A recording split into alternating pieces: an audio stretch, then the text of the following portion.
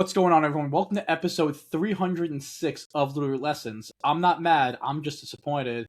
And I'm joined by the hardest working producer in Pokemon podcasting, Carl. And Carter the Glitchless is back. How have you been, buddy? You've had a lot of stuff going on. Have I? What have I had going on? I mean, you had work the past couple weeks. Yeah, I worked last week. I'm trying to think what I had the week before. I think the week before I just had like everyone at my house watching football. Yeah.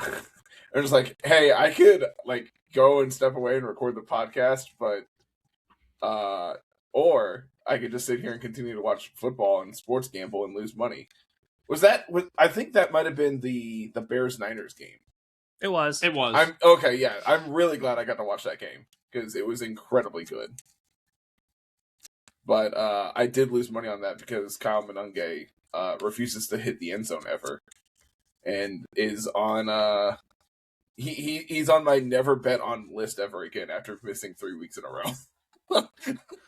I'm not gonna lie. I could have told you that was not a good bet. Carl, I'm pretty sure half the country could have told you that wasn't a good bet. But here's the thing. I mean, he was fine with for me in fantasy. They had the chance, and instead they gave it to Swift twice. Yeah, they gave it to the number one back. Yeah, the guy who's the number one back. The guy whose contract has more incentives to hit. Yeah. Shocker. Yeah. When Jeremiah Love is behind that in that backfield next year, cannot wait to watch that. But we are not here to talk football. We could. I mean, there's a game going on. Yeah, we're not talking about that. I have money on that game too. This is actually this episode is your what's the name of the word? He's the bus driver. No, I know. Well, no, not that. No, with the gambling intervention. There we go. It's your gambling intervention episode. Hey, I broke even yesterday. You can't be mad at me for that one. We're going to send you to Albany. We're going to send you with Jay. All right, I'll go hang out with Jay. Only reason why I know that is, that is the closest like gambling like addiction treatment center. The fact that you know that off the top of your head is wild. Partially because of a bit. With my locals and the cats. Shout out Tony. Tony T, and the T is for too many precipice blade misses. And then sometimes things happen. Anyway, I'm retired. For now. No, for good from that. Nah, for now. From VGC though, I was not retired, and I think like just to kind of steer this episode back on, because we're like 3 minutes in, it's already kind of off the rails. So, Angelo, I'm here. Of course, it's off the rails. It's fine.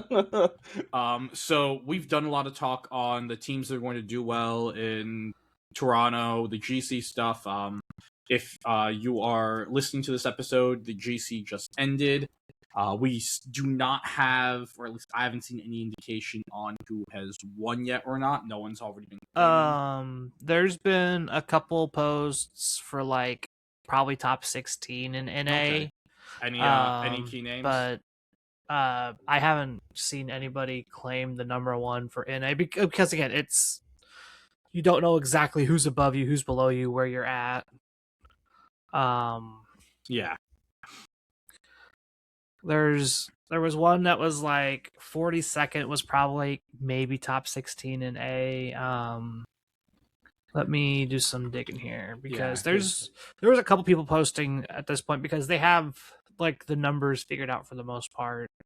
Yeah, I like that's the thing that I'm hoping like with we were talking about this before we started with the stuff that's happened with Twitter. I just took it off my phone. I'm like we weren't using it as for the podcast anymore. And I'm like, I'm just done. It's just that the thing that sucks is that a lot of the VGC community is still there, and for some reason, like they just don't want to move to another platform, and it kind of sucks like trying to get VGC information when you just have like Blue Sky and a couple Discord servers. So yeah, hopefully we do get some information on that. Like if you can pull up like some of the decent players who claimed it. I did not go and play in the GC. I had a very eventful, exciting week. I got a house this week. Wasn't planning on that happening. Thank you. Welcome to adulthood. I will be moving back to Rhode Island. So my name is now not false advertising, as it's been for the last 3 years or so. Yeah. The highest number I've seen so far is 30th, and that was by I believe it was an Italian player. Okay. But yeah. But I went and did go and play in a local this weekend. I finished top 8, and so I think like what we're going to be doing for this week is just quickly going over the team I played, because it was one that I honestly found from my USPA players the night before. And then, especially since Carter's here and there's nothing really planned to talk about, you did a 2-hour stream on like tiering Blue Kaizo. Yeah, yesterday. Yeah, so we're going to learn how to do like some like hardcore Nuzlocke tiering. So we'll get to it. It. But yeah, first I'll just go over the team again. Finished top 8 out of 25 players, which was nice. My first cut at any event in a long time, because hashtag not washed, but still kind of pretty washed. Really need champions to come back. It's a hell of a hashtag. Initially, I know on the podcast I did say I was probably going to play Free Blood Moon. So my USPA team, we had a bye this week. So week 1, we're already starting on a bye, and I'm like, awesome. And then, of course, week 2 is the week where it's Toronto, and half my team's going to play in Toronto. So we did an in-house scrimmage, and I went up against, like, long story short, the Friggraff Blood Moon stuff, you just kind of, I wouldn't say lose hard, but you're fighting a very, very uphill battle against the Taunt Fluttermane teams. Especially like I could see that. It like just straight up not fun at all. So I dropped that team. Then on Friday evening we do an in-house like little like Swiss tournament, and I was sent a team by another one of my locals. It was like something he saw on the ladders, like, hey, this could be cool. So more of like a harder Trick Room team, but not like full like hard Trick Room. Was Torkoal, Smeargle, Friggraff, with Bolt, Flutter, and Cornerstone, right? That was Cornerstone, the full special plus Cornerstone team. Yeah. That were just like, this is weird. Why is this all specials? And so the issue with that team, it was like, I feel like it would definitely do better in like a closed team sheet, like best of 1 format, than like an open team best of 3. It's something that like I might tweak a little, or like just mess around with a little, because the concept is fun. I do like Smeargle as a Pokemon. Before I started playing VGC was a favorite, so I'm not a degenerate that much. Sure. But after that, I'm like, this ain't it. And one of my players, Alex, was like, hey, this team has been doing cool on ladder, and this is the team you see on screen. It is a Tailwind Fake Tears Cloak Whimsicott with your Firewater Grass, which also acts as a Firewater Grass with your Rapid Strike Urshifu and your Incineroar, and then you have Raging Bolt Landorus and Goldango as your other pieces on the team. Your main damage pieces. Yes. Now, the big thing with this is you're running booster energy on the Raging Bolt, and you can just lead like Whim's Bolt into balance and kind of just eat it alive. Your Firewater Grass balance stuff doesn't really have much damage, if any, into the Raging Bolt. And the mons that they do have that could hurt it, namely like Landorus, Tailwind, Draco Meteor. Yeah, I'm about to say, like, good luck. Yeah, that works as long as they don't Terra Steel. You'll get them as long as they're not if they're Terra Steel, then you can play like your own Lando game. Like, you can go other ways, but like one of the nice things is like against like these like Fire Pond, like Water Fire Grass, like the Rilla, Incin, Ursh, is that the booster special attack Raging Bolt with like the Tailwind and Fake Tear support, it just really punishes things. And then if you want to protect in front of the Raging Bolt, you just get Encored. Honestly, so the team was good for me. One of the things I'm trying to do leading up into Champions is I'm the balance player. I am the guy who like loves clicking a pivot move and having a Moongus on my team and doing setup shit and redirection. and all that jazz, and fire, water, grass stuff, even though there is fire, water, grass here. I was about to say, you're trying to, I know what you're trying to get, the point you're trying to get to. This still feels that like that balancy. So the thing, it's still within that realm. It's in still the realm. team. Yes, it is a me team. It's in the realm, but more so, it's like your main mode isn't like playing the pivot game. Your main mode is clicking Tailwind, clicking Fake Tears plus Sludge Bomb or Earth Power, Fake Tears plus Thunderbolt, or yeah, this is like a combination of like a team I would play and a team you would play. Exactly, and one of my biggest issues is that usually when I do pilot a team like this, I never use the click buttons go mode. I'm always just clicking U-turn and protect. You're playing too safe. Yes, and I'm trying to, like, this was my I need to break out of that and like actually just know when to press the gas. Like, it is a balancy backbone. I'd say if anything, it's like a bulky Tailwind team more than balance. But like, this is a team that like click the go mode, like click Draco Meteor. Just who cares about the -2? You'll switch and get that later. You'll swap and it'll just, be fine. Just do it. And like, that was the big thing for me yesterday, where I was able to make like some more aggressive plays. The two sets I lost in Swiss in my top cut set were against 2 times against Zach Weed and then once against Stefan Mott. So I'm like, okay, I lost against, when I did lose, it was against really good players, and I felt like with those matchups, like the game 2s I played against them, I'm like, I was getting in better positions, or at least like playing better than game 1.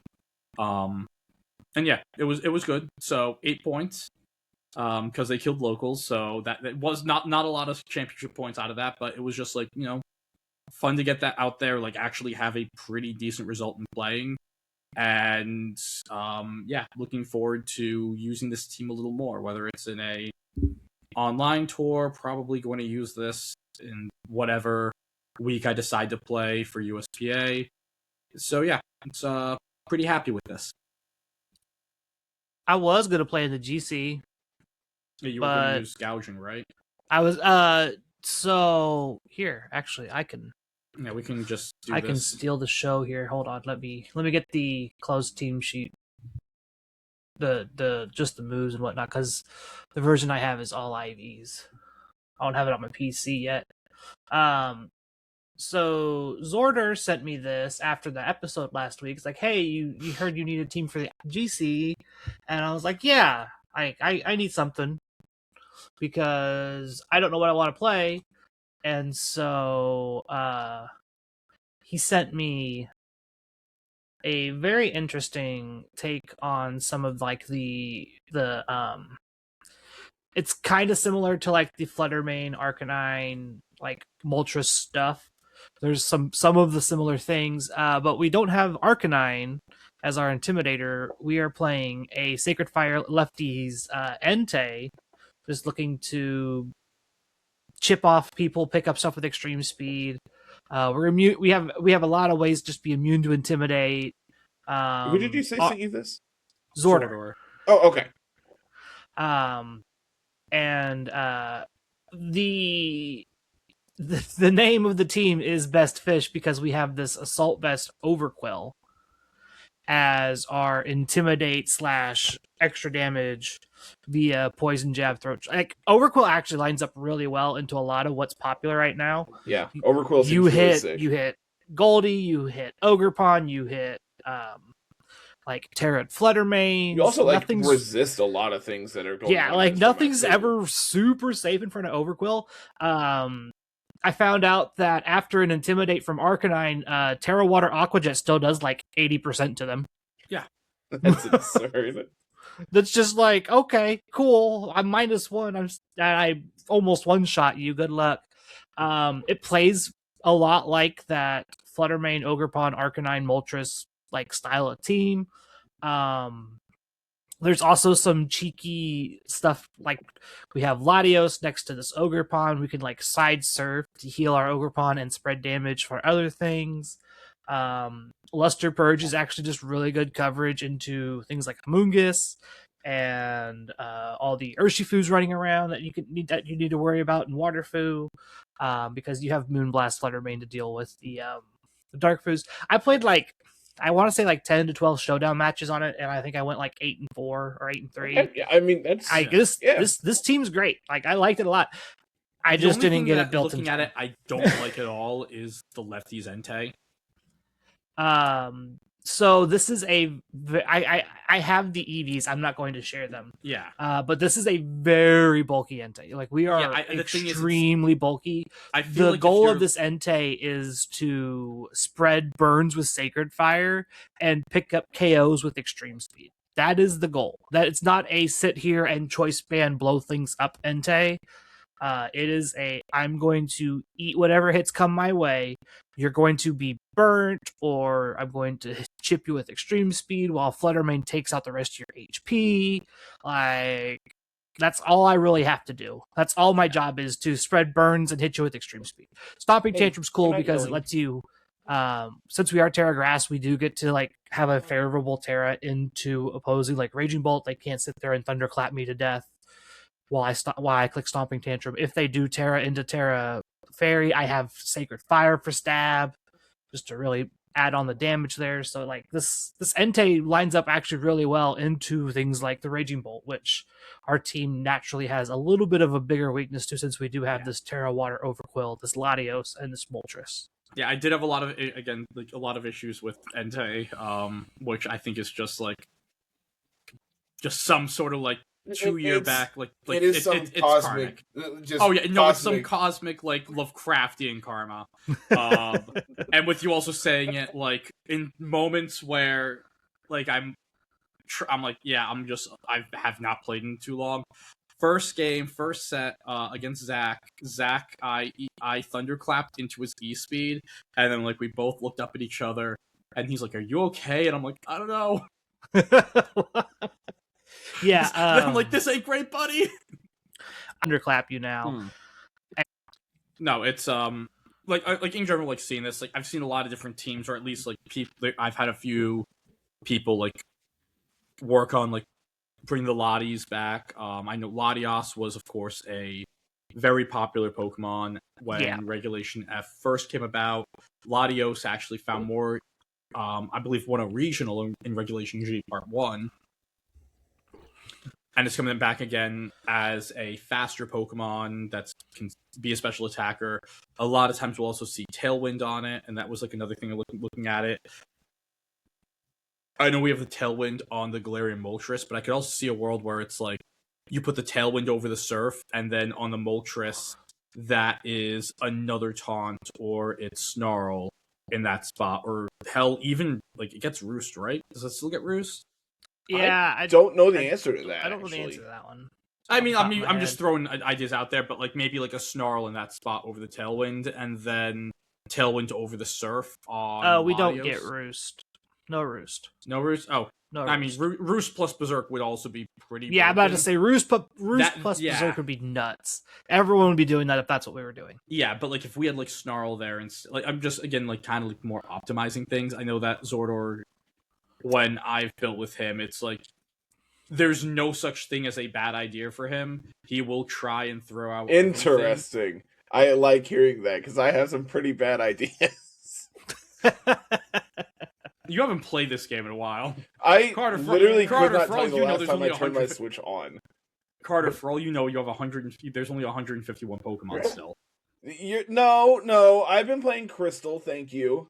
Yes, he has been playing Crystal, and I played some Run and Bun. which was funny because we talked about him playing Run and Bun last week, and then he just stopped playing Run and Bun to pick up Crystal. Okay, so I was going to keep playing Run and Bun, and then my buddy Zeke messaged me. I was like, "Yeah, I'm gonna probably go live in the morning." He's like, "Or you can go live with Crystal." Okay, that's all the convincing I needed. Because him and I have been harassing each other about playing our respective games. He loves Crystal Kaizo, I love Blue Kaizo. And so I'm just like, I will help you through Blue Kaizo if you help me through this. He's like, deal. That being said, he unfortunately his run is not going great in Crystal Kaizo right now. But Yeah, I was going to say that, like, before going, like you've a few new people have joined your ranks. For the Blue Castle Champions. Yeah, we'll talk about BK after a while. Yeah, because I'm very excited to talk about it. There's been a lot of things going on here lately. Yeah. So I mean, actually, at this point, like, Carl, that's where we're at, pretty much. Yeah, it's your turn. Okay. We did the Pokemon stuff that we've done. So now, yeah, I've actually been streaming. Let's see, now you can talk about the stuff that you've been doing too. Yeah. Let's see. I need that one. Yeah. I did a 2-hour stream yesterday. This would have been Saturday morning. I got off work. So for those who are unaware about the Blue Castle community, I was number 5 to be able to record Nuzlocke of this game. There are now 7 of us. The last 2 people have brought new mons to the E4, which is like just awesome. Because for a very long time it was the 6, and that was the only 6 that were like not considered viable, but like you would have to have a pretty good reason not to bring one of them. My first E4, I brought Zam, and Zam didn't really do anything and just kind of died. Oh, to be fair, that run died because of Arrow, not because of Zam. But yeah. So Invoice was the first one to bring Alakazam to an E4 and actually win. It did approximately nothing. So what I'm hearing is it's just effectively fodder. So what I've kind of learned is like, as long as you have, like, you can basically bring whatever 6th mon you want at this point, is what it feels like. That's not. Yeah, that's what I'm hearing. But so like Slowbro, Arrow, Jolteon, Starmie, Lax, Dougie has been like the 6th for a very long time. And it was always talked about that like Dougie could be replaced by another like Sand Attack or Flash user, or like something that could also just threaten. Ow, that is my finger. Threaten Oak's Pikachu or Raichu. So like Vileplume has been talked about. It hasn't ever been done. Magmar has been talked about because like if you're doing Digless, Magmar lines up particularly well against Lorelei's Articuno. I think it's like one of the few Pokemon that can like hit it for special damage and actually also threaten an Oko, which is just absurd. And then like depending on how bad your Jolteon is, there's like talks of bringing Electabuzz instead. I'm not saying those are the only ones that are viable, but it definitely feels like there's a very hard barrier to get into like what is considered E4 worthy. Like, so I have the tier list pulled up here. The difference between like an E4 mon and like the rest of the mons in the game are just drastically different. And the way the game is kind of played is in a weird way. It's just like this protect the queen strat of just like, okay, I'm like, obviously like Slowbro and Arrow are insane once you get them. Same with like Jolteon. Dougie you use non-stop through the entire game, and like there's just multiple times where you're just like, yeah, I can't really afford to lose Dugtrio here if something goes wrong, so I need to like have a backup strat instead. Same with like Lax. I know when I was doing calculus runs years ago, I used Lax a ton, and like I looked at my my KO total like spreadsheet the other day. My winning run, Snorlax had 2 KOs the entire run. Just gotta play it super protective of it. And like that was the thing, is like I'm just like, well, it was okay enough to do what I needed to, but like I also didn't feel like risking it ever, because it is just so important for how the E4 plays out. Yeah. So yeah, we had 2 E4s over the last couple weeks. Invoice made the Hall of Fame, and then Drayano wiped on Sunday, ran it back, and beat the E4 on Friday. Yeah. Yeah, that is that I remember you saying like that was a fast turnaround. To be fair, Squirk did it even faster. Like Squirk would do it like every like 3 days he'd be back at the E4. And he is wiped to every member of the E4 at least once. I feel like once you play it enough time through it enough times, you kind of just get the feel where you don't have to stop, check your calcs, every time. I mean, that's how I am up through like Surge, right? I mean, like through Surge, it's just like, yeah, I can just throw everything at the wall and I know what I'm doing. Yeah, like because you've done that part of the run so much, it's times. almost muscle memory now. Yeah, 100%. Like I've been kind of just casually playing at work as well because I need something to do. So why not play the game that I love playing and bashing my head against it? And it's just like, yeah, I have this entire section of the game just memorized and I know what I'm doing, and it feels really weird to say that, but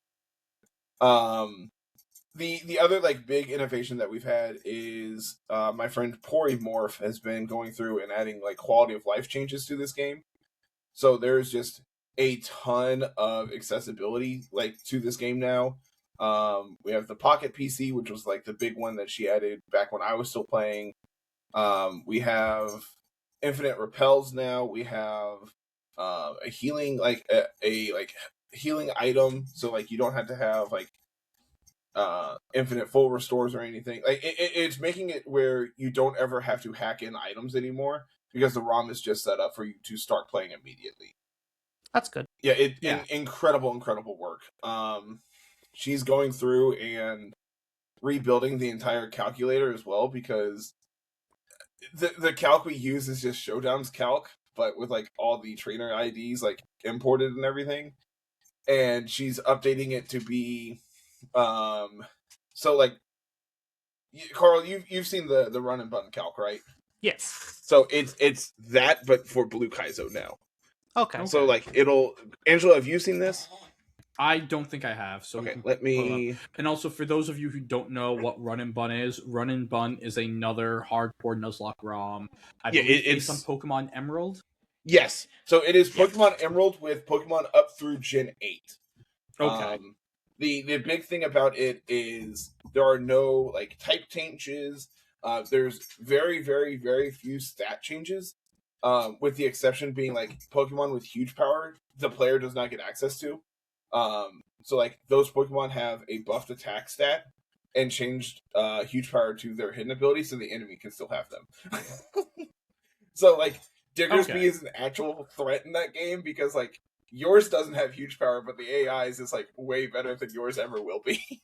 So the AI gets the attack stat. Oh no! So it has the boosted stat and huge power. So all I know about Run and Bun, one of my friends, Colby, this was months ago, actually maybe even close to a year ago, he was doing like Run and Bun for a solid week. And it's fantastic. This ain't it. Yeah, this game is fantastic. It is considered this is just a Showdown calc. Yes, but these boxes down here can auto refresh depending on like what. Let me. Because like this is my current run, so I'll just fast forward through some of these trainers. Like here, this Cinchino on the lead, or this Minchino, the only thing that I have in my box that outspeeds this is Ponyta, because it has this blue outline to it. Interesting. So like you can change between lot of things. Cool visual. This is cool. Yeah, it's incredible. It will show you. I don't think I have anything that'll actually work, but it'll show you like if you have killing rolls on something, but they also have killing rolls on you, it'll show you those. So like you can just like see immediately like what you can threaten, and like it's incredible. So like getting this for Blue Kaizo is fantastic. Yeah.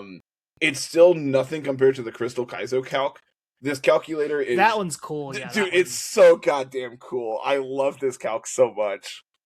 And so I'm assuming you haven't seen this either. No, I haven't. So, this shows you, like, this box here, this yellow box shows you that it has rolls to be 2-hit KOs. It shows you crit damage. You can, like, add shit, like, it'll show you exactly how much damage it's doing for Chip. You can go in here to the trainer list. It has every trainer accessible. So we'll just, like... fuck Sagely. We'll pull up Sagely here. Why fuck Sagely? I'm assuming you've wiped this to is like Sagely one of many the hardest times? fights in the early game. How many times have you wiped to him? I haven't yet, but Okay, this is see, where that's good then. This is where my my current run is I'm at Sagely. So like it'll show you like so here Quilava will bait out. It shows you here on the calc. I don't know if you can really see it, but this Sunflora has a red box around it. So it'll show you like that because Quilava is super effective type-wise against Sunflora, it is discouraged to bring Sunflora in. So it'll always send in Sudowoodo if I take this out with Elekid. So you can game that, and with the Sudowoodo, you can force the switch by switching. Yeah, you like, can, you can effectively. So okay. the blue box shows you that like this Pokemon has a super effective attack against yours. So it'll show you, hey, this will always come in because it sees highest damage as Rock Throw against your current active Pokemon. So you know that this is what's coming in next. Okay. So on top of that, you can like add anything to your box. This automatically syncs to my game. So like I just have to hit this sync button and it'll like load my save file into the calculator for me, which is absurd. Okay. You can come here to the map and like it'll show you all the like the encounters for areas for day, so, night, like, morning, here, and it shows you the actual percentage of this Pokemon, and because I have it duped, it shows you the like fixated probability of getting that Pokemon using dupe claws. Okay. Like this is just incredible. It has every like encounter table on it for you. It like you can go to like the next route. It does the same thing for every route. Yeah, this is absolutely incredible. This is the best calculator I've seen for any game. Yeah, it's an all-in-one tool, effectively.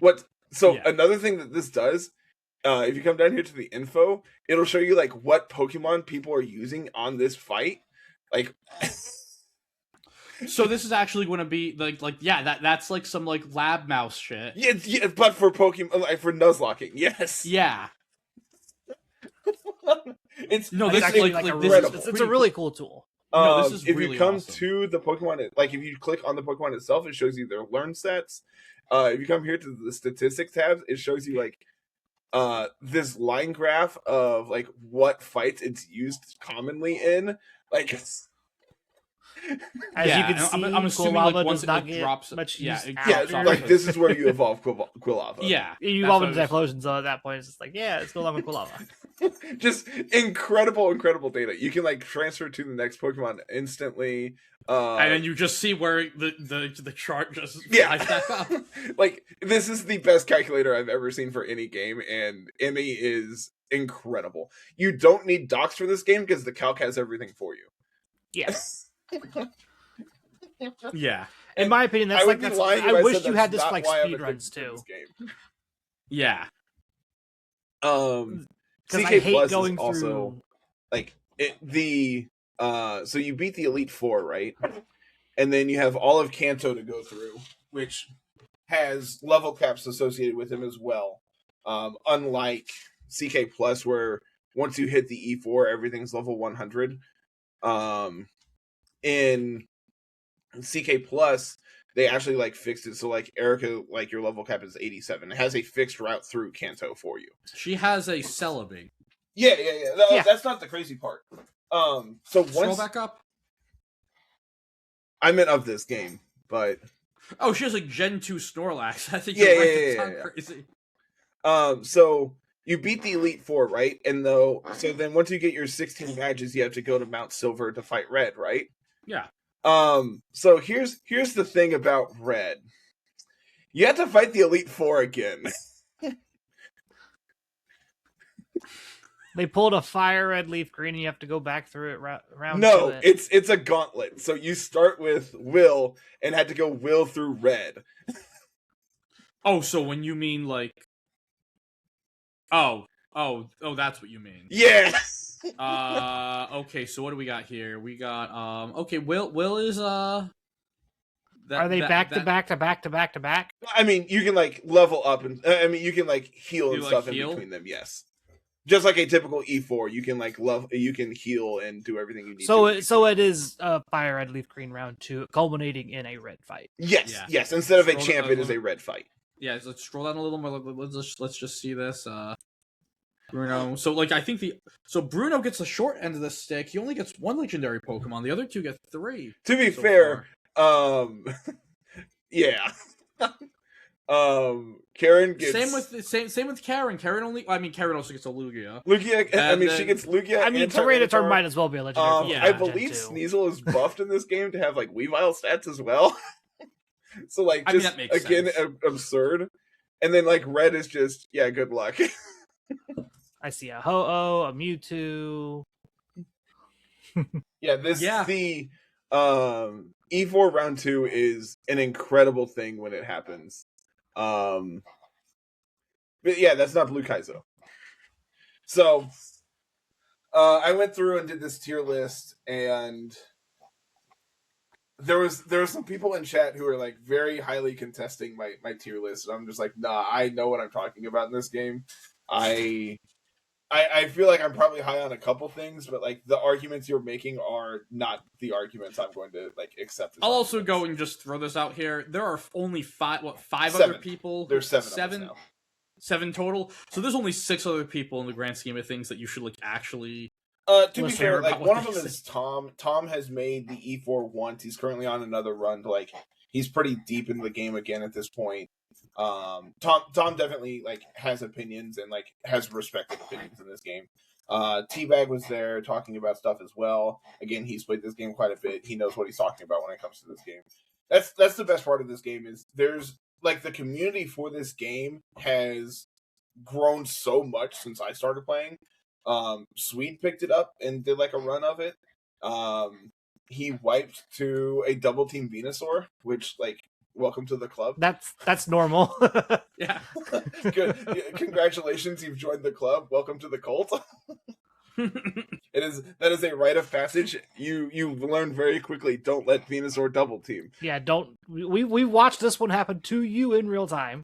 Don't let that happen. Which time? Which Venusaur? Yes. So I think from this point, I think one of the things we can go a few ways. Actually, let's just start with this. I know you explained the difference, the E4 worthy mons and the best mons of the game. Yeah. However, it is kind of just a little weird to look at, where it's oh, these are the best mons, but also don't bring them to the Elite Four. Yeah. So the best mons in the game are ones that are going to carry you through the game to get you to the E4. Is the way I. Okay, so it's specifically your they are you can bring these to a majority of fights and be acceptable, having them there. So they're mons that pretty much it's they're really good through once you get out of Victory Road, that's when the flip switches. Yes, basically to the Pokemon your E4 mons, you will use quite a bit once you get access to them. Dugtrio, I think, had the second most kills for my entire playthrough. Once Gyarados and Dugtrio is once you get to Vermilion, the rest of that split is those 2 mons. Yeah. Unironically, there's a gauntlet before SSN. You use those 2 mons for the entire gauntlet.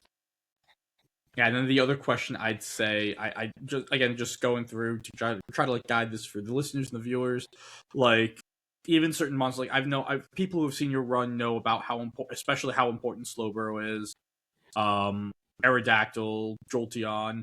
Vileplume's a Pokemon that I didn't really see I don't think it was on your team. I don't remember if I had a Vileplume. Let me pull up my... I don't think you did. If we've had Vileplume, it's usually been not great. Its stats weren't great. Yeah, I felt if I did, I got it either super late or its IVs were just not very good. But Vileplume is one of them that had a pretty significant buff in this game as well.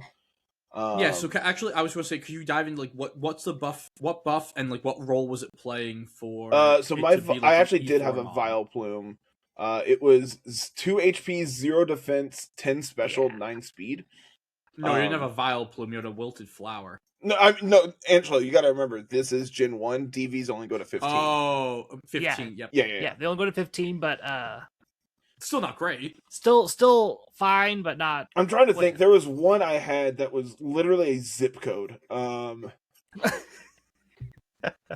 Was it my Gengar? Yes, I remember the Gengar because we made fun of it a lot. God, my Gengar was atrocious. 54530. Yeah.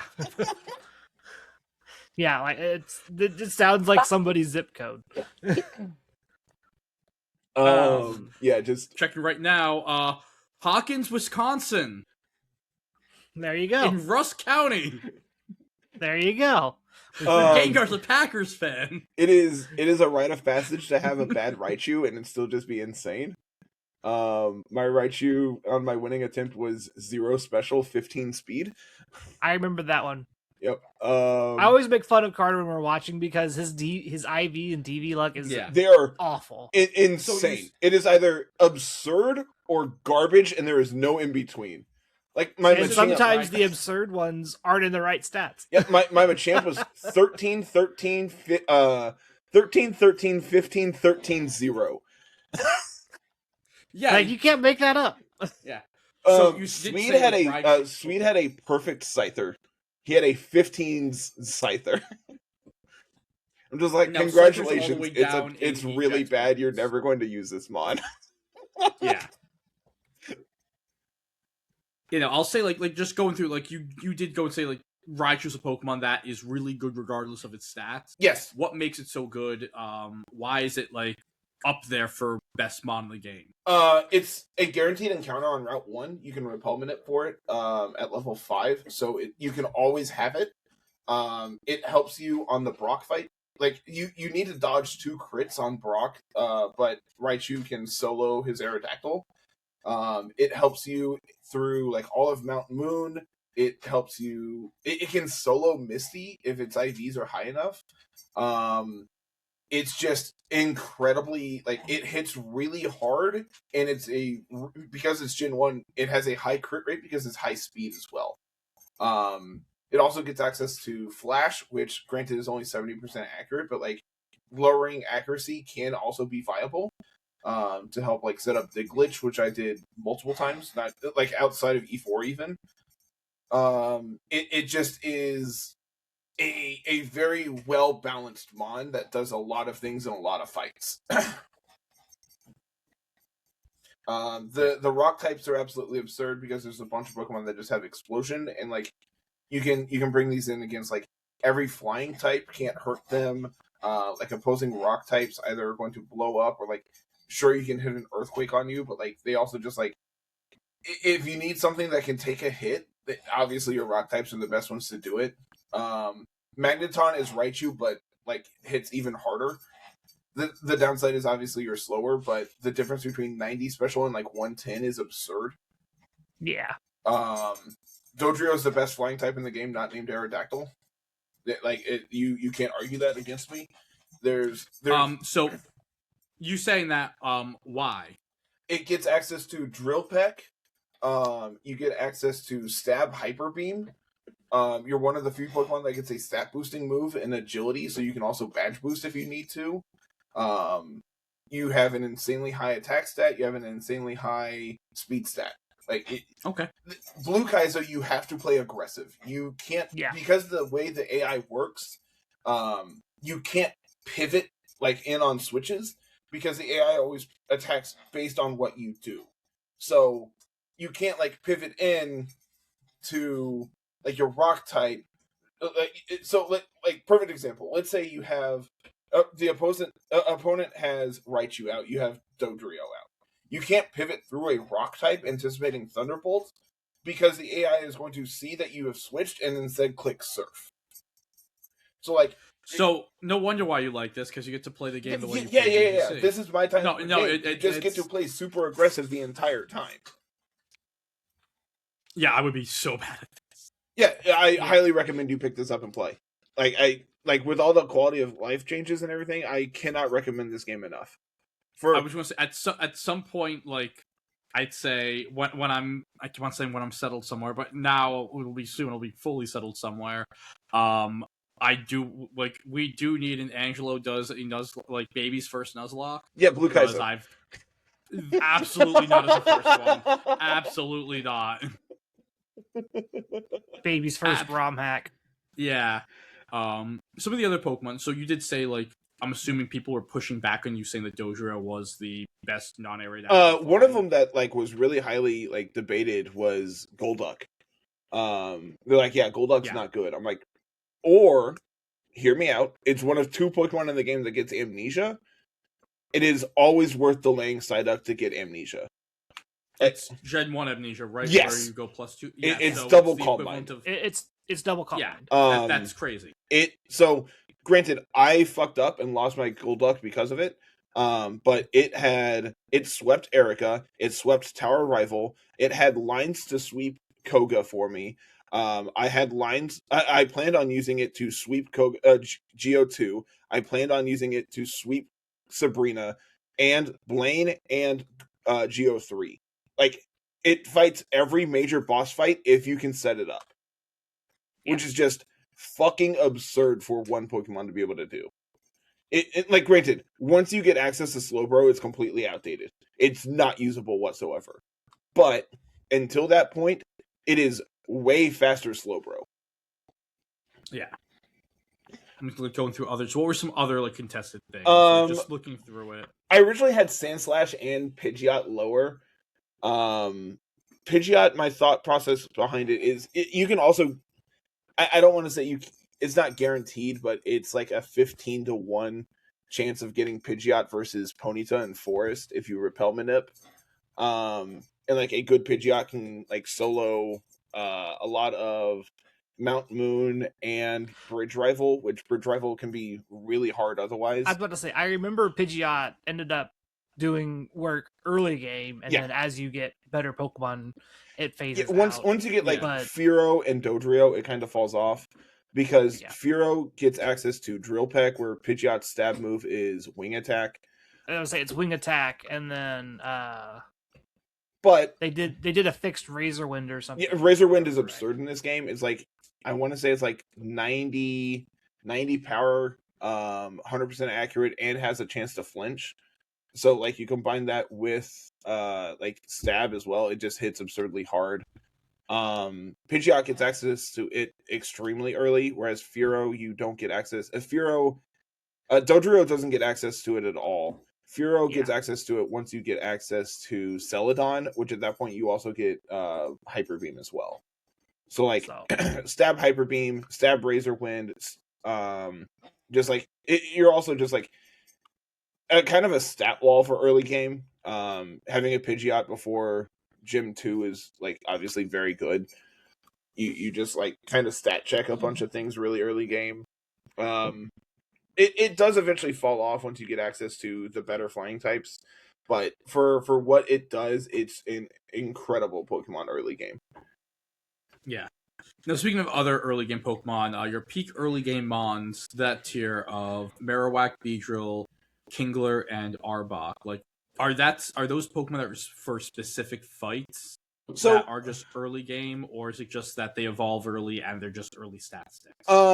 That's kind of true for Marowak and Arbok. Like they evolve. Marowak you get at 16. Arbok I think you also get at 16. So you can have access to them before Brock. Granted, Brock has an Aerodactyl and a Golem, so like you're rolling in with an Ivysaur isn't always going to work. It does. It always works. Newsflash: the grass type is good. Marowak also just has like incredible defense and like an okay attack stat as well. You get access to Bone Meringue really early, where like other ground types don't have Dig, or they typically have Dig at that point, but they don't have access to Earthquake yet. You can just kind of wall a lot of things because you just have a high defense stat. Once you get an actual rock type, your mono ground types kind of fall off in that role, where you would rather just take like explosions with your rock types because it's resisted versus risking like a crit on Marowak or Sandslash. Arbok's also one of the few Pokemon that gets wrap in this game. So like you can just like glare things and then wrap them to death because it's Gen 1 wrap, so they don't get to move. You get Rock Slide and Earthquake as well. You also get access to Fissure, which I've literally never used, but it is technically something you could do. If you don't like wrap strats, you can just instead click Fissure, because why click one funny button when you can click another? Beedrill, kind of talking on Beedrill, it's really good into opposing grass types, because all the grass types in this game outside of Tangela are also poison type, so you have 4 times effective damage against them while also resisting their hits. Outside of Executor, you don't really like Executor because it has Stab Psychic, and you don't like that. But there's I doubt you can find them anymore, but I've used Beedrill to take out 3 against Erica before. Yeah. I remember and those. Then you usually just sack it to Executor and just move on with your life. Bring in a good mon. At that point, at that it gets you your free switch after that. Yeah. You do enough chip damage where whatever you bring in afterwards can KO it. And I'm assuming, speaking of free switches, that eject buttons. Yeah. Those are all the Pokemon that. Yeah, these are atrocious. They are terrible in every aspect of the word terrible. Use them to get a free switch if you need to. Yeah. Going further down. Yeah. I understand. I'm assuming you only get 1 Eevee. You get 1 Eevee. Which is why you don't use. Why would you ever want to use Vaporeon or Flareon when you can have an E4 mon instead? Exactly. Yeah. But for the fossils, why are those not? Don't. I can explain this one. Because encounters. Yep. So you only get 1 encounter for when you revive the fossils, and so you can't revive all the fossils. You would rather have Aerodactyl than instead of the Ammonite or the Cosmog. Okay. Yep. That makes sense. And then the unobtainable tier, the only thing I haven't used in this tier that the only Pokemon in this game that I haven't used that you actually have access to is Mr. Mime.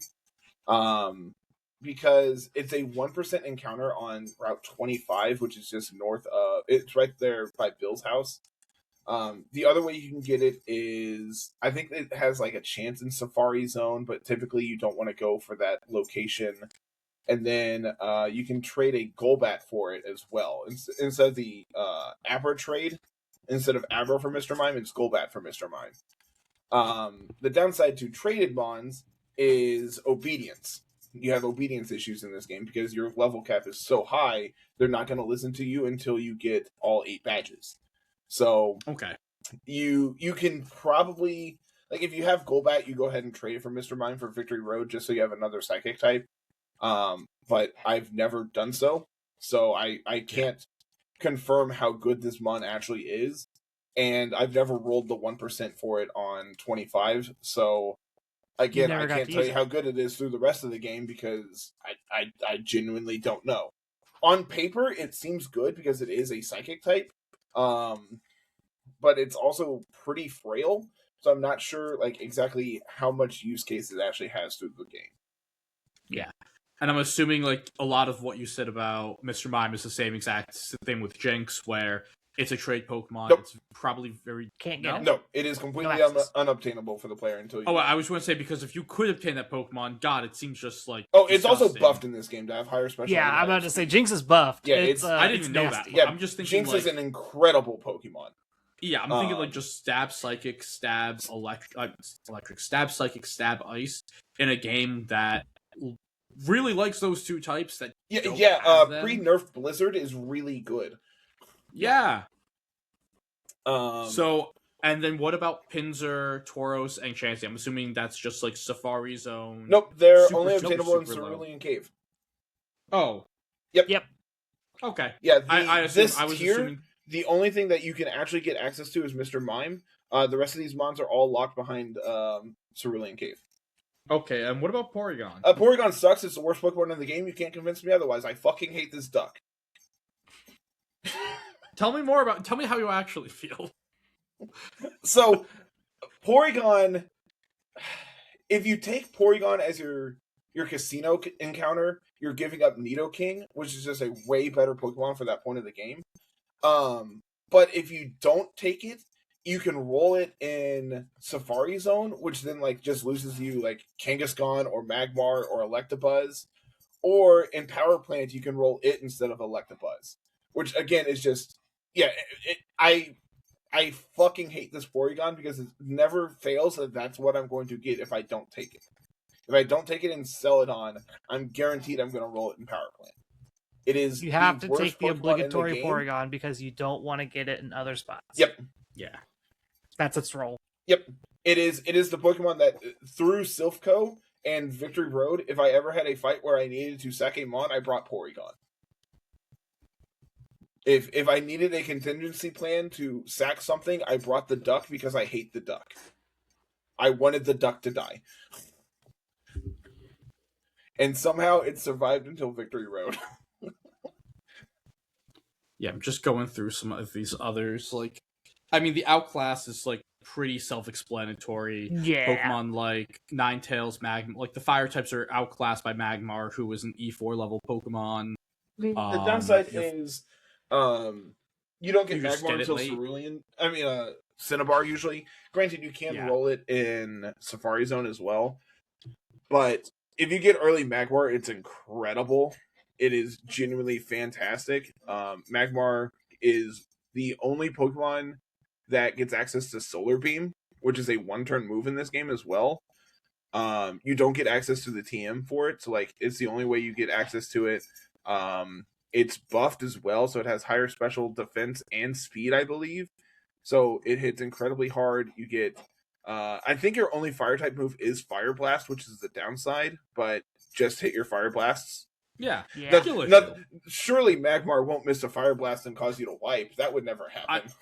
I mean, like, we play VGC. I've seen you've played enough Chi-Yu. You know, love your fish more. Yeah. The problem is it's It's all it is. Love your fire duck more. And I will say, this outclassed by others, you still use these Pokemon. Yeah, 100%. Like, you still get to use these guys. Like, I believe you can get Vulpix early. Vulpix you get fairly early. But, like, Vulpix also is just, like... Fire types are incredibly bad in this game. They're just so bad, because everything that you're hitting for super effective damage is also specially defensive, because special is one stat. It's like, you can't really use your fire types against the grass types, because all the grass types have really good special. Which is why you see 3 of the, like, 6 accessible in this game down here in this class. The only really good one is Rapidash, because it also has, like, an okay attack stat, is incredibly fast, and can hyper beam things. Like, if you need Fire Stab, sure, it can do that, but, like, this is a physical attacker. Charizard is also fast. Yeah, it's also buff speed to 115, so, like, it's even faster. Yeah, than, it's like it's fast too. Charizard is by far the worst fire type because it's a flying type as well. So, like, it takes all the bads of being a fire type and adds in even more weaknesses to it. Yeah. Okay. Yeah, it's overall, like, I like looking at the tiers, like, a lot of these mons make sense. In terms of, like, carrying their weights, it does look like the starter wise, like, Venusaur definitely. Venusaur is the best starter in the game. Yeah, because you're able to use it to solo Brock and Misty mostly. You typically aren't going to use it against Misty because you have access. 1, you have access to Pikachu. 2, all of her Pokemon are fully evolved and all have ice coverage. There's ice and you're stuck with Ivysaur at that point. Yeah, it's like you're not going to take on a Vaporeon with an Ivysaur. That's a losing battle. Now, what Pokemon? Like, again, just a few more questions. I'm just thinking of stuff. Yeah, and this carries their weight tier. What Pokemon have the potential, like, to get up to that, like, best Mons level? I think Venusaur is definitely an option. Okay. Just because you have, like, again, it's guaranteed that you always have a Venusaur, and Venusaur can come to a vast majority of fights because it like, worst case scenario, it clicks Sleep Powder and, like, puts something to sleep, and then you have 100% like crit rate Razor Leaves. Like, it's a very, very good mon. That being said, it is just not on par with, like, these guys up. It actually probably could be.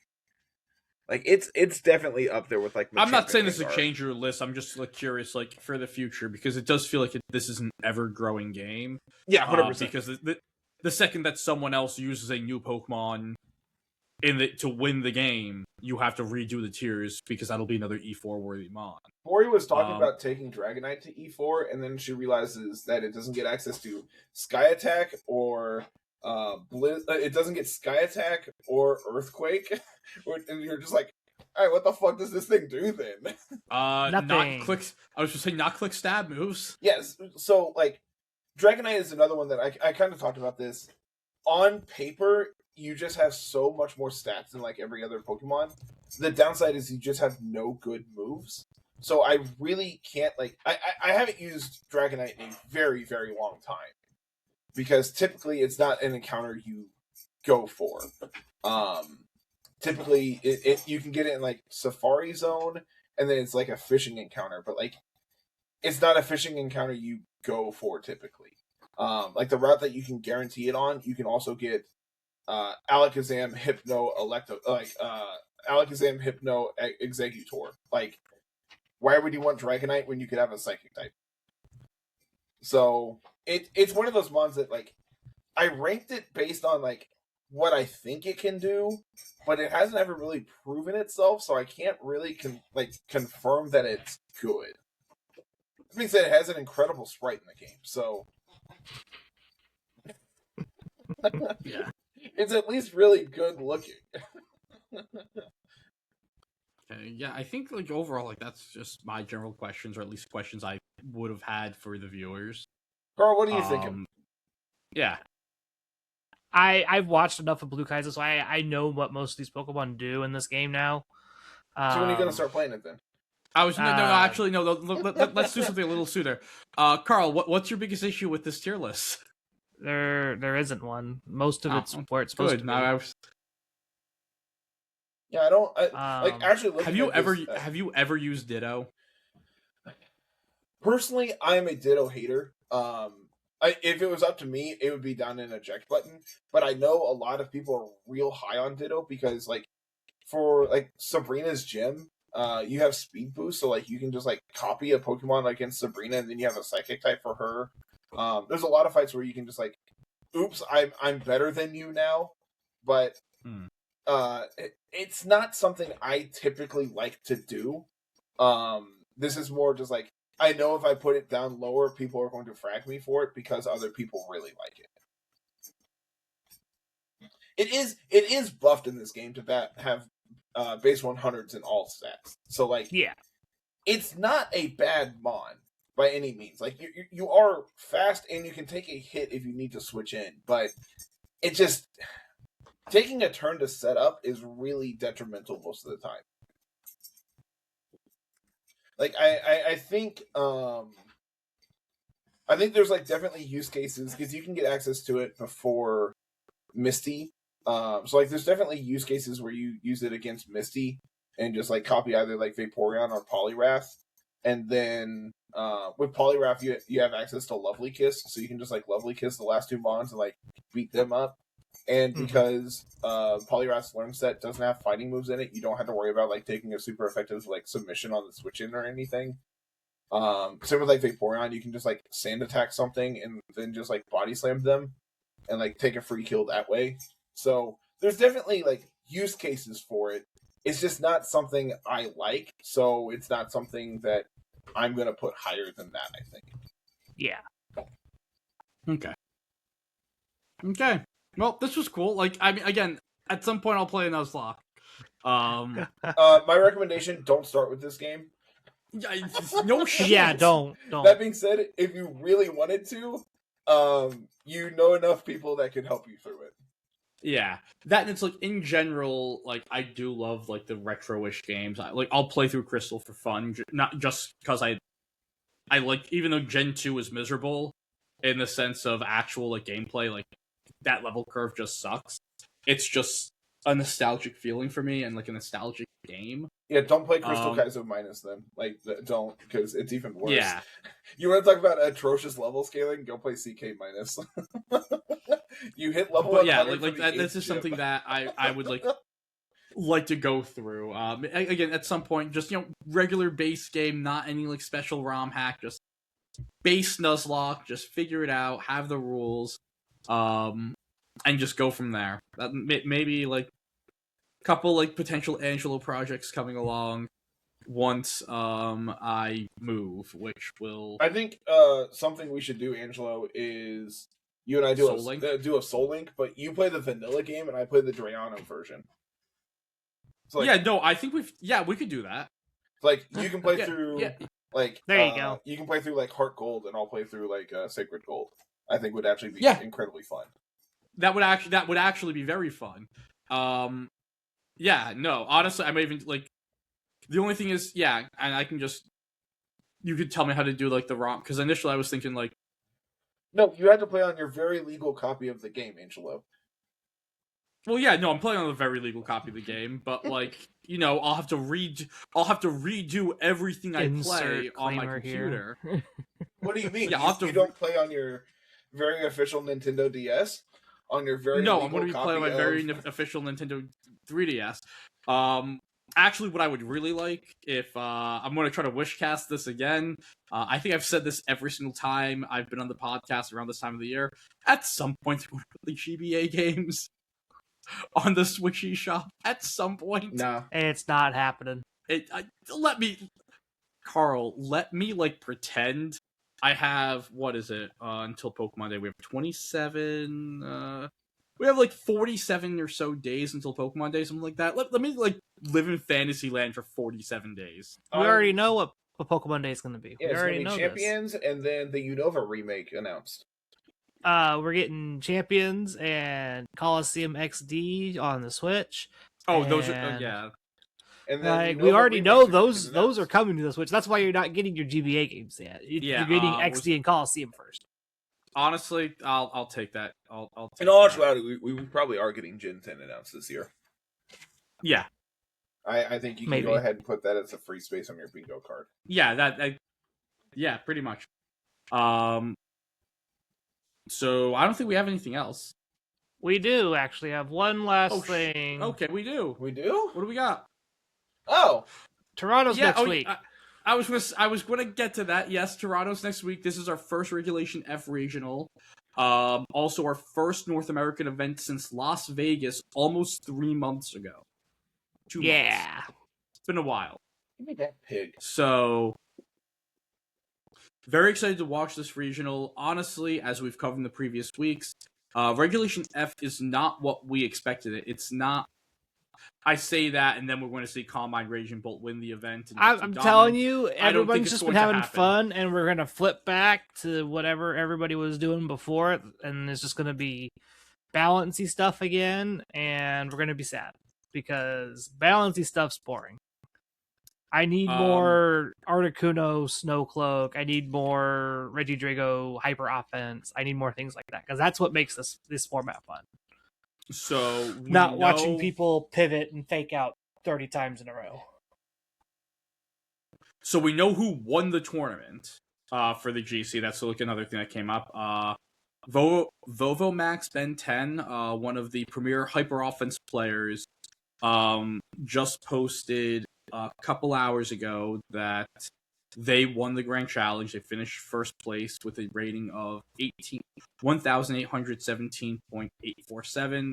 And then the only Pokemon that he shared is that he had a female Indeedee on his team. No item on the Indeedee, and he marked out everything else. But at least we know the player who had the number one finish. I almost guarantee it is a freaking Trick Room team. 1,000%. So actually, no, different. Like for Ben, it would actually probably be like some crazy like Regieleki team. Seeing that that's what he's played a lot. Anyways, like curious to see if anyone who played him leaks what the 6 were. As we stated previously, the general challenges in early Reg F Part 1 were very consequential to the format. That is when we first saw the Combine Raging Bull Balance team that ended up dominating the format. So I'm curious if there was anything else that popped up in this GC or potentially the next one that pushes the format for the remainder of the time that we are in Regulation F and hopefully the remainder of the time that we're just in Scarlet and Violet, God, I need champions so bad. God, please. Just give it to us give it to us the end of this month. Don't wait till next month. Just give it to us this month. No. Please. You think champions is real? Yes. Because I would really love to have a new game to play. Don't get me wrong. I enjoyed Scarlet and Violet. I'm enjoying ZA. I really want to play VGC, but I do not like playing on Showdown. I still hate playing on Showdown. Yeah. I still hate Carl, go play the 1v1 factory format. It's atrocious. I'm good. Actually, a few of my locals were talking about playing Nat Dex doubles. Dude, it's so good. It's been a while since I've played, but it's so good. One of the... I think they had to do some sort of like balance check to it.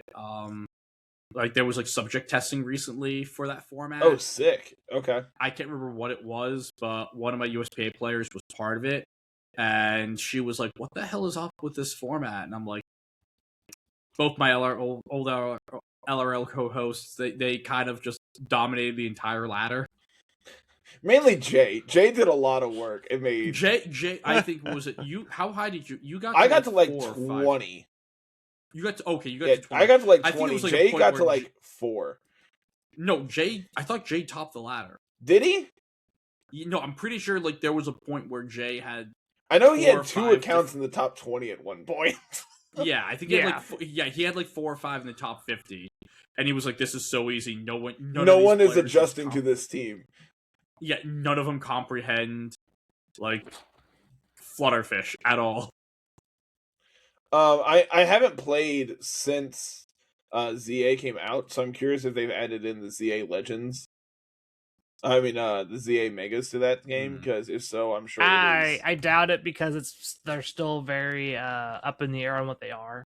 That could be too. I can actually pull it up. Because I know they've experimented with different abilities, and they're like constantly changing them and whatnot in certain other formats. Yeah. But Like I would imagine something like that where it's a little bit more consistent and structured. Probably doesn't have the experimental megas. Yeah, and even like just talking about abilities, like yesterday, Zach and I were talking. Like, we should be getting home access for ZA soon. We should be, which I'm. They're not legal. Yeah, not surprised. But yeah, we should be getting. If once we get home access, we'll be able to know what the abilities actually are. Not for the megas, would we? I think so. We should. Yep. Because you can't transfer the megas out. No, but the home will still have the updated stuff for it. Because home has everything. Oh, I couldn't tell you the last time I was on home, so I couldn't tell you that either. Oh, yeah. No, I'm hoping for home because you have the Furfro Elite Four mission. So back in like 2017 or 18, I found just a random shiny Furfro in Ultra Sun. I was like just level grinding to get for the Elite Four, half asleep, and I'm like, oh, that Furfro that made a weird sound. That's not a Furfro's cry. Bro, and I woke up enough to realize. Just go get your shinies in ZA. That's how I haven't gotten I have not found a single shiny in ZA. You got your shiny charm yet? No. Well, there's your problem. Once you get your charm, they literally just pop up everywhere. Yeah. I got jump scared by a shiny Magikarp coming out of a hyperspace distortion. Yeah. Because it just happened to spawn right in front of me. My first VGC event was in Sun and Moon. Sun and Moon. And you had to level everything up to hyper train them, so you just grinded against wild Chanseys because it was the quickest way. And so I have a shiny Chansey that I got that way, Angelo. Just mindlessly grinding, and you're like, oh, huh. Anyway. I don't know what I'll ever use this for. If I ever wanted to play Chansey Shuckle, I have a shiny Chansey and a shiny Shuckle. There you go. Make people miserable in every aspect. slow the game down even more because we have to have the shiny animation. But yeah, next week we'll be talking about Toronto. Yeah. Excited. Yeah, it'll be good I hope to do some I hope and pray the format doesn't go backwards. Same. But we will find out in about a week. In a week. And also, I think it's going to be a pretty large tournament. I think we might get close to 1,000 people. With it I being an don't East know Coast if event. they capped Toronto pretty early. I can't remember. I was talking to what Zach mentioned. It was actually no. I think he might have been talking about UIC. But like we were talking about like event sizes and just venues and stuff, and we were like, oh, Toronto like was a good bit of people. But I think it might actually maybe not like 1,000, but it might be at 900-ish.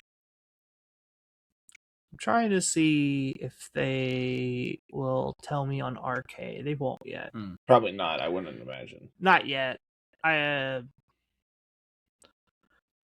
be able to pull up. I was gonna see if I can pull up the live roster. They won't have the roster up there until Friday, as people are checking in. But I know last year Toronto was capped to a certain degree. I can tell you real fast what it was. Toronto had, I believe it was 798 players at the cap for VGC across all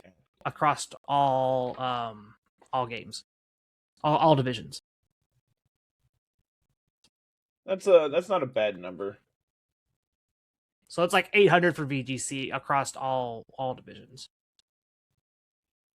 Usually about the limit, which I would say probably about 750 of that was probably Masters. Yeah. So that tends to be what the Masters cap is, about 750, depending on where you go. Yeah, it'll be fun. I'm looking forward to just seeing how things go. Looking forward to like rooting for my friends. I have a lot of people in my local area because Toronto is our closest regional. So a lot of my locals are going to be driving up. A lot of our locals are getting ready for Indy and Orlando. Those are the ones. Orlando, like looking at this, I'm still like on, because like Orlando's one where I definitely can like pull that weekend if you ignore the fact that it's Easter. Well, here's the thing, Ro. It's Easter and you're closing on a house. No, by Orlando, I'll already be 2 months out of that. That's what we're saying. You're going to be poor though. Oh yeah. I mean that it took me 3 months to financially recover from closing on our house. So we've saved up like we had like my wife is brilliant. She is the planner. For those of you who only know me through this, or anything, like I'm very much I'm going to jump around. Like my mom always said like I'm Forrest Gump. Like, everything just works out for me in the end. It might get real messy in the middle, but it just works.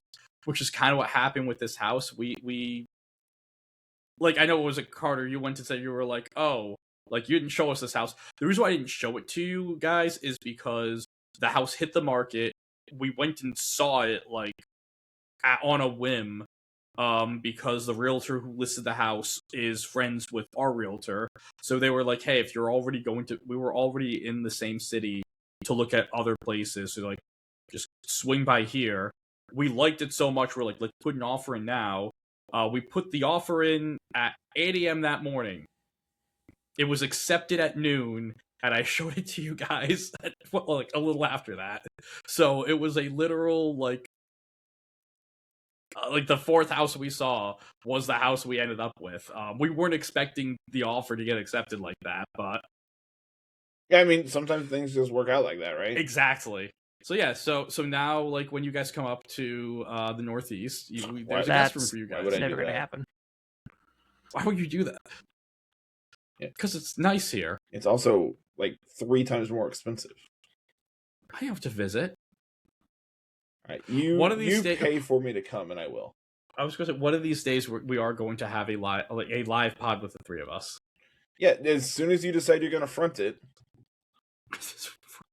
No, as soon as is your guest room clear now? Oh God, no, nowhere near it. Exactly. When you clear your guest room out and I have a place to sleep in Missouri, that is how it'll work. Because I'm pretty sure Amelia's not going to like me sharing a room with her. No, you can just sleep on the couch. Yeah, the dogs will cuddle you. Exactly. The dogs are in their kennel. You don't have to worry about them. Well, Lily will cuddle you. Yeah. I sleep on my couch a lot. I literally took like a 5-hour nap last night on it. My couch is great. I took an hour and a half nap on it today. I was telling Carl before you got on, I was like, yeah, I took a nap and I woke up and the Niners won. Yeah.